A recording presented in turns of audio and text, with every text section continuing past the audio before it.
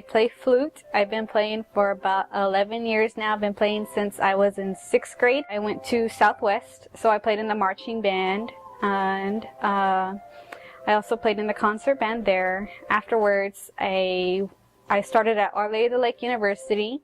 I listened to pretty much everything except reggaeton and like Tejano. I just can't stand that. It just sounds the same thing over. But I guess like my favorite bands would be like The Used, My Chemical Romance, or pretty much anything that has a really good beat. But I love instrumental music. I like to get the Harry Potter soundtracks or the soundtracks to video games or anything like that. So that's probably one of my favorites too. It's easier to do work and listen to music when there's no words. That way, if you're concentrated on something, then it's all you're listening to is music and not trying to sing along with it and trying to remember numbers or whatever it is you're trying to do. So, as far as favorite pieces I'd like to play, I guess one of my favorite ones that I've played so far has been in the flute ensemble. Last semester, the flute ensemble got together with a bunch of other flute ensembles from St. Mary's and Trinity University, and one of them was Gollywog's Cakewalk. That was one of my favorite songs. It was really weird because I had to play bass flute. So there's piccolo, then there's regular C flute, the one that everyone usually sees, and then there's the bass flute, and then there's alto flute also. So when you're playing those other instruments, those other larger flutes, usually your hands are right here, whereas the larger ones, the alto and the bass flute, your hands are out here. And because my arms are so small, it was hard to reach the last button, so I was there trying to go like that. But the song was awesome. I loved it. It's originally a song for piano, but they transformed it into a song for flutes. Flute wasn't really my first choice of instrument that I wanted to play.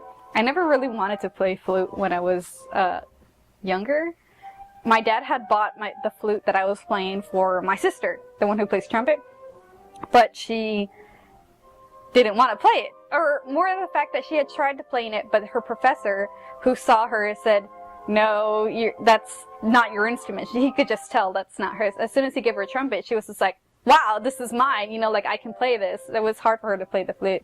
So my dad had already bought the flute, so I had already just inherited it. My other sister didn't want to play it, so I started playing it, and I was just like, the brassy instruments are for men. The wimpier instruments are for women or for anything like that. And that's totally not true. Only for the fact that I've known so many guys that play flute, and they're way better than me. There was a dude named Steven. He was first chair every year that I was in high school. And then there was another guy named Gilbert, and I'm trying to think, what was his other name?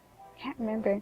There was another gentleman who was so ambidextrous as far as playing different instruments. I know he played clarinet, he played saxophone, he played oboe, he played flute also. And those are all girly instruments, if you can think about it. The oboe is very thin, very long, and it's almost, smaller clarinet. So, and it has such a reedy sound, a lot of people think that girls are going to play it. But most of the best flute players that I've heard so far in my life have been men, not women.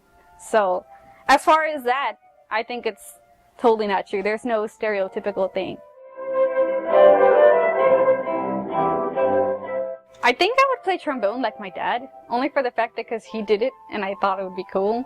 And I guess like in high school, because I'm so small also, everyone always took me for, "Oh, it's that little flute girl," and if I were to play something bigger, they'd be like, "Oh, watch out for that little girl, she plays trombone," or whatever